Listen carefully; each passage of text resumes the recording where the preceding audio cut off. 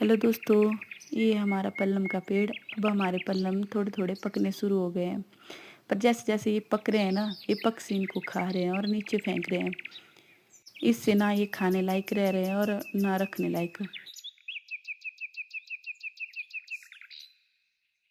क्या फ़ायदा इनका इतना वेट करने का कि कब पकेंगे और हम इनको खाएं। जैसे एक पल्लम पक रहा है और इनको पक्षी खा के नीचे फेंक रहे हैं, कोई फ़ायदा नहीं है।